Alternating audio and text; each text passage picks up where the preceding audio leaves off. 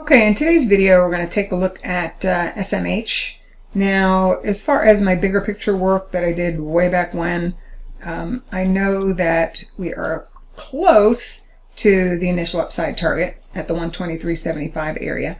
Didn't quite make it. We got up to 120.71, but what's happened now is that we've got another entry opportunity with really well-defined risk. And it comes from this prior high to low swing, $7.23. This high to low was a little bit less than that, and then this high to low ended up being $7.22. So it came into the support between the 113.14 to 114.10 area. Now actually you can get rid of that one because we're through it, but the other zone catches it. And this is almost equal, 723 versus 722.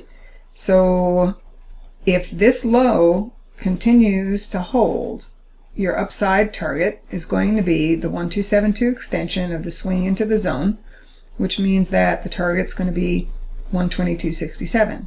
What's the risk? Well, at this point, the risk is either defined underneath this low at 113.49 or underneath the low end of the zone, which is below 113.14. Okay, so you're basically, looking at buying as close as possible to the definition of risk, and then, the upside potential is, gives you a really good risk reward, better than, at least like the 3-to-1, if not better than that. So that is a setup. It did trigger, at least on the short-term chart. So I just want to give you an example of what that looks like. So here's, for example, just looking at a test of that support, that 113.48 area.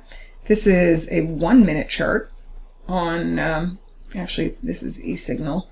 And where was the trigger? Well, on the 1-minute chart, here is the moving average crossover, and then it also, did take out a prior swing high. So at that point, that meant you could be a buyer, and you can place a stop underneath this last low.